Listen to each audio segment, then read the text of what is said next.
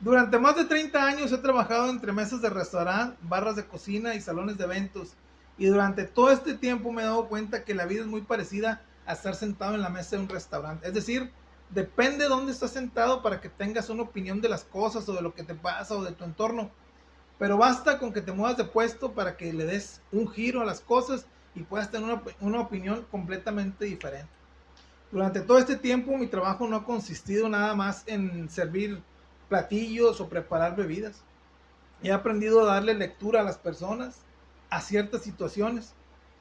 He visto cómo nacen amistades y se consolidan a lo largo del tiempo. También he visto romances llegar al matrimonio, llegan los hijos, luego los nietos. He visto personas fracasar en grandes negocios, otras llegar al éxito. He visto también personas muy poderosas comportarse como pequeñas criaturas, mientras personas muy humildes actuar como verdaderos gigantes. En este proyecto que quiero compartir con ustedes, si al final de cada episodio o de cada capítulo encuentran algo de valor, pues ya se estarían llevando el 10 de propina. En esta ocasión quiero contarles la historia de un cliente que jamás me imaginé que él haya vivido esta historia. Pues resulta que por allá del año en 1973, un matrimonio estaba decidido en evitar que su hijo adolescente se casara con su novia. Escuchen bien este dato, porque se trata de una historia de amor, de liderazgo y de voluntad. Pues este matrimonio envía a su hijo, o se van en familia hasta Europa, lo envían a estudiar a Inglaterra. En uno de esos días el padre de familia pasa por un puesto de periódicos y alcanza a ver en una revista donde se está invitando a las personas a participar en la primera vuelta al mundo en velero. El padre, pues decidido, se lleva la revista consigo y se la presenta a su familia y les dice: ¿qué les parece si nos vamos a darle la vuelta al mundo? Les pregunta el señor Ramón Carlín a su esposa y a sus hijos, a su hijo Enrique. Su hijo y su esposa, pues de inmediato aceptan la invitación. El señor Ramón Carlín invita a unos sobrinos que oscilaban también en la adolescencia, 17, 18 años, y a su empleado de confianza. El señor Ramón Carlín no era un marinero profesional ni tenía experiencia de andar en los mares, pero pues tenía la intención de pasarla bien, disfrutar con su familia y vivir esa aventura. Pues bueno, llega el día del registro. El señor Ramón Carlín no tenía ni siquiera un barco para participar. Le preguntan cómo es que va a hacer, pero él les dice: ustedes no se preocupen, el día de la carrera yo aquí me encuentro y bueno, regístrenme. El señor se da la tarea de buscar un barco que tenga las condiciones para darle la vuelta al mundo y bueno, va a dar a Finlandia. Y ahí se encuentra un velero tipo Swan 65 que estaba apenas en construcción junto con otros tres. Y bueno, él decide irse por el más equipado, el mejor de los barcos. Se enamora de ese barco que después llegó a ser el legendario Sayula 2. Bueno, total, llega el día de la carrera. Participaban solamente equipos muy profesionales de países europeos, imagínense, franceses, ingleses, alemanes. Jamás había participado o se había visto que un mexicano se inscribiera en una carrera de este tipo. De hecho, la prensa inglesa hacía burla del equipo mexicano. Los ponía ahí en caricaturas, en las revistas y en los periódicos, como unos mariachis ahí borrachos, hechos líos arriba de un barco. Llega el día de la carrera, bueno, se acercan los días previos a la carrera y algunos marineros que pues no eran profesionales o no tenían tanta experiencia, pero sí más que el señor Ramón Carlín y su hijo Enrique, que apenas era un adolescente de 17, 18 años, pues se acercan por curiosidad a preguntar si podían participar junto con el barco mexicano. Y bueno, don Enrique, don Ramón Carlín tiene el tino de elegir a los marineros que lo van a acompañar. Pues bueno, llega el día de la carrera, el día que van a zarpar. Imagínense ustedes contra quiénes van a competir: contra la marina inglesa, contra la marina francesa, los alemanes. Es más, de hecho, para competir, la marina inglesa, que son los reyes de los mares, habían filtrado de entre 400 marineros, sus mejores marineros, para llegar nada más a 40, que se iban a estar relevando durante las 4 etapas que duraba la vuelta al mundo. Pues bueno, la prensa inglesa se le acerca al señor Ramón Carlín y le pregunta, ¿cree usted, señor, que va a ganar esta carrera? Pues él le dice, nunca me he inscrito a ninguna carrera sin la intención de ganarla. Se voltea con su familia y les dice, muchachos, yo no he escuchado a ninguno de ustedes de que diga, vamos a ganar. Si piensan lo contrario, mejor bájense, quédense en tierra. Pues todos se quedaron callados y decidieron seguir a bordo, junto con la esposa del señor Ramón Carlín, la señora Paquita. Pues bueno, el día de la carrera, imagínense el único barco donde se veía más alegría, todos muy solemnes, el único barco donde había fiesta, es más, de hecho había bebidas alcohólicas que pues no se veía generalmente en esas situaciones, era el barco mexicano. Estas bebidas pues tampoco es que fueran de fiesta, sino que ellos tenían un horario para poder disfrutarlas, ya luego platicaremos de eso, pero bueno, arrancan la carrera. Imagínense, eran cuatro puntos, desde Portsmouth, Inglaterra, hasta Ciudad del Cabo, y luego de Ciudad del Cabo a Sydney, Australia, y ya luego a Río de Janeiro para terminar hasta Portsmouth, ya la final, llegar a la meta, pero iban a ser meses de trayecto. Y bueno, el primer trayecto era de Portsmouth a Ciudad del Cabo, el cual duró 44 días. Imagínense ustedes lo complicado que es viajar una familia con 6 personas completamente desconocidas a bordo de un barco muy pequeño. Y bueno, no eran marineros profesionales. Los otros tripulantes, pues algunos tenían experiencia, otros no. Y bueno, arrancan y pues en el trayecto no fue nada fácil. Había grandes olas, el viento era rachado, se presentaron 1000 dificultades para ponerse de acuerdo entre ellos. Duraron 44 días para llegar hasta Ciudad del Cabo. Cuando llegan, pues para sorpresa de ellos, imagínense, llegan en segundo lugar.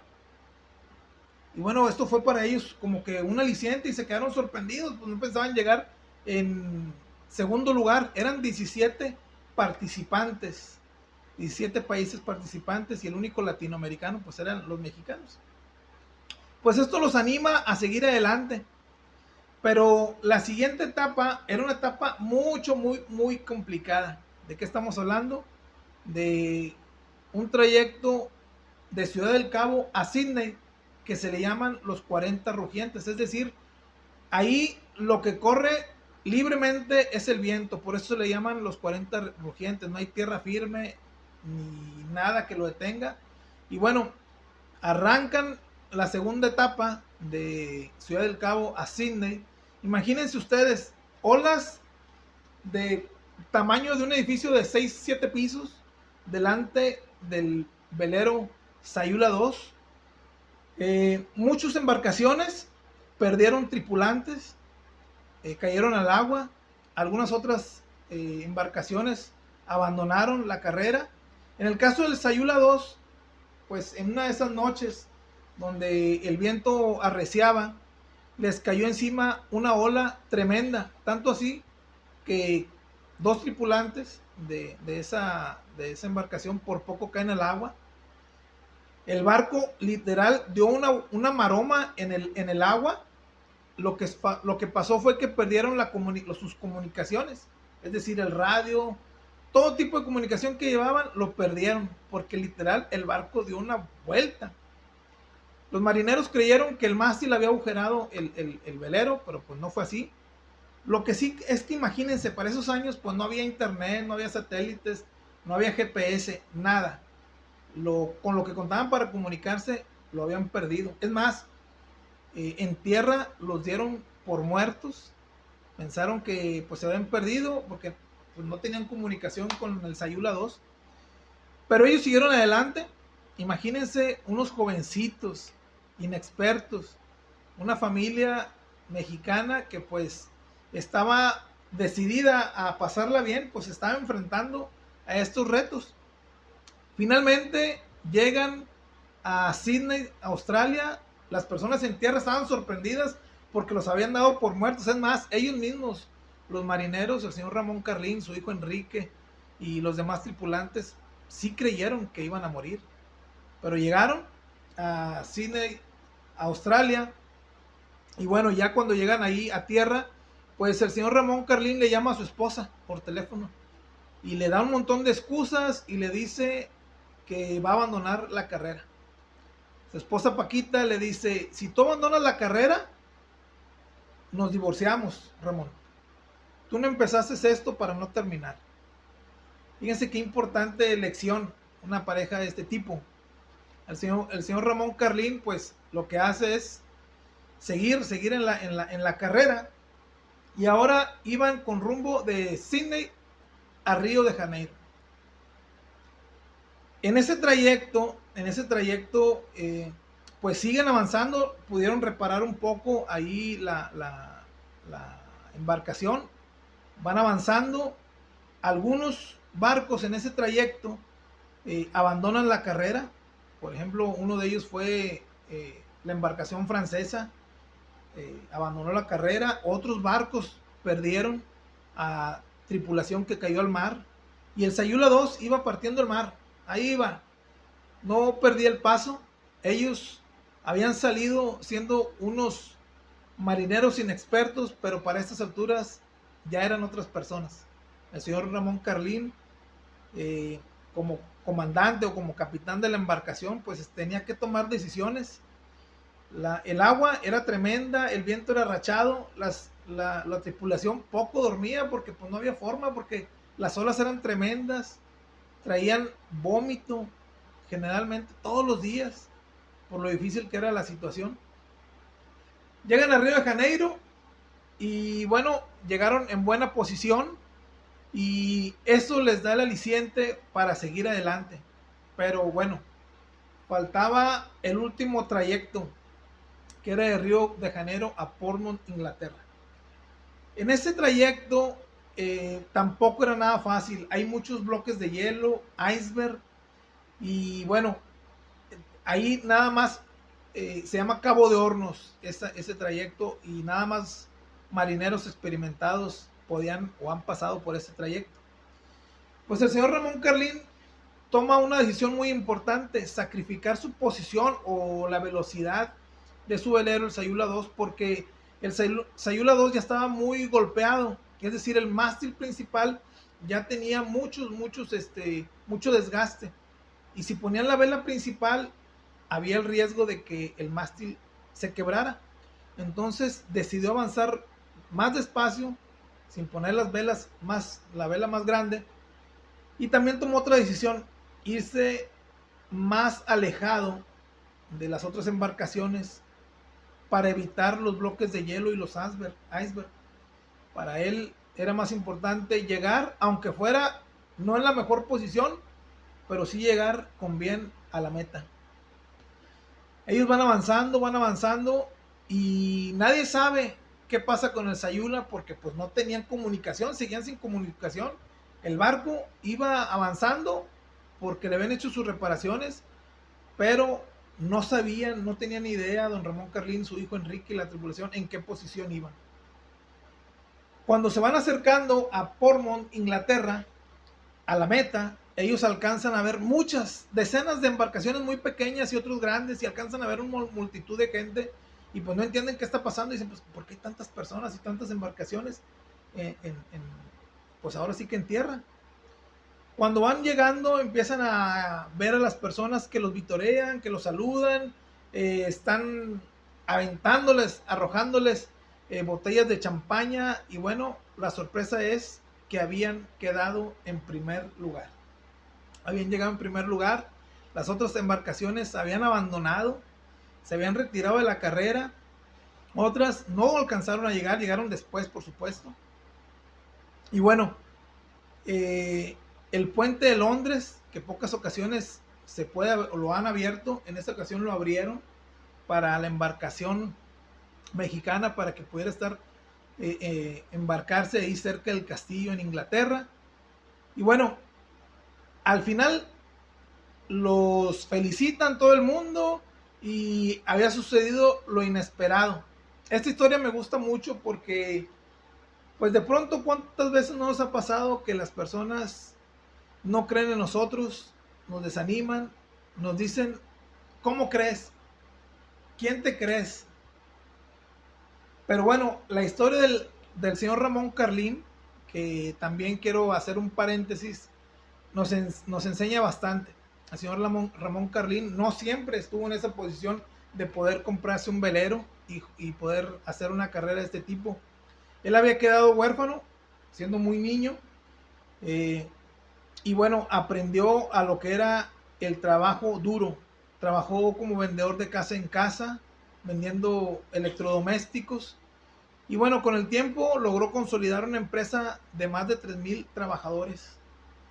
Y con eso pudo demostrar su liderazgo y pudo llevar a su familia a darle esta vuelta al mundo en el Sayula 2. Tiempo después, se cuenta que en una visita de Estado, la reina de Inglaterra visitó México y pidió poder cenar con el hombre o el mexicano que había vencido a sus mejores marinos. El presidente de México en ese entonces mandó a buscar al señor Ramón Carlín, el cual se encontraba en el mar disfrutando.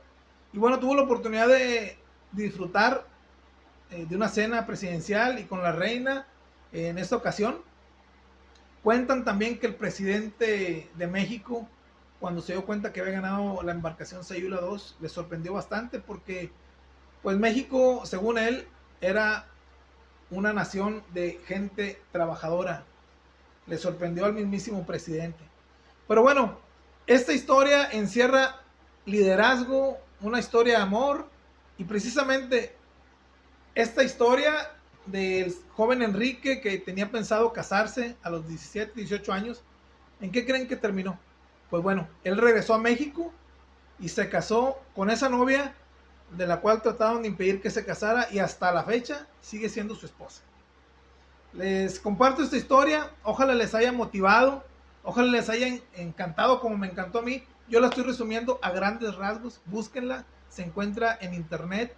Es una de esas historias que deberíamos de conocer muchos o conocerla todos, porque encierra bastantes lecciones. Les mando un saludo y nos vemos a la próxima. Que estén bien.